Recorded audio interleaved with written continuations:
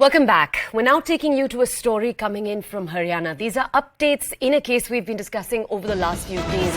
A woman who had levelled sexual harassment allegations against the Haryana Minister Sandeep Singh, the former sports minister within the state. She's now claiming that she's being pressured to drop the case. She'd claimed, and I'm going to quote her here, that she'd received phone calls that she can leave the country and go to any country she wants. In return, she'd get a crore for a month. She said, and I quote, "I've been asked not to take my complaint, but to keep shut and fly to some other country." The woman player, who herself, remember, is a junior coach, had accused the then Haryana sports minister of sexual harassment. You'll remember that in the hours after, the sports minister had given up his sports ministry charge, but he had remained on the cabinet of the state.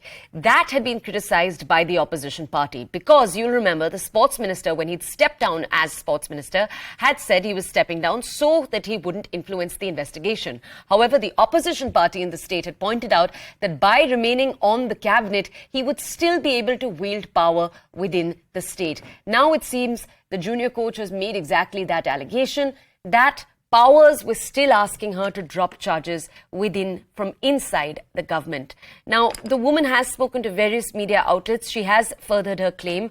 I'll go into more depth about the claims themselves. The woman coach had alleged that Sandeep Singh, who is also a BJP MLA from the Pehua area in Kurukshetra, is also a former men's hockey team captain. She'd alleged he first saw her at a gym. He then contacted her on Instagram and kept insisting on meeting her. The woman had then said that when she'd finally agreed to meet him and she'd gone there with documents, he'd actually behaved with her in an inappropriate manner.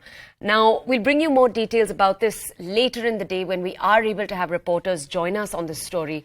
Right now, though we aren't able to, we're going to move on to Karnataka, so down south very quickly, in a rather shocking